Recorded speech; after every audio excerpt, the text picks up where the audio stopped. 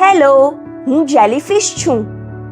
પણ ન તો હું જેલી છું જેને તમે ખાઈ શકો છો અને ન તો માછલી. માછલીથી વિપરીત હું પાણીમાં શ્વાસ નથી લેતી. મારું પટલ ફક્ત પાણીમાંથી ઓક્સિજનને શોષી લે છે. જો હું એમ કહું કે મારા શરીરમાં હૃદય, ફેફસાં, મસ્તિષ્ક અને રક્ત પણ નથી, તો શું તમે વિશ્વાસ કરશો? હું 95% પાણીથી બનેલ છું. શું તમે જાણો છો કે મનુષ્ય 70% પાણીથી બનેલો છે?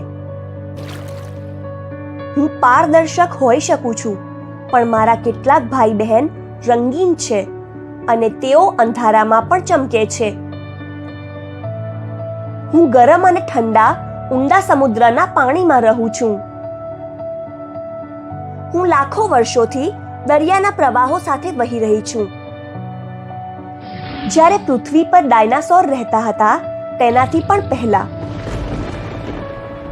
મારી પાસે લાંબા સ્પર્શક એટલે કે ટેન્ટકલ છે. તમારા વાળની સરખામણીમાં તે ખૂબ લાંબા છે, પણ મને તેને ઓળાવવાની જરૂર નથી. તે ક્યારેય ગૂંચવાતા નથી કે મને વાગતા નથી, કારણ કે તે બહુ ચિકાશવાળા હોય છે. હું મારા શિકારને આ જાળ વડે કરડું છું. નાની વનસ્પતિ, ઝૂંપલંગટન, માછલીના ઈંડા અને ક્યારેક હું અન્ય જેલીફિશને પણ ખાઉં છું.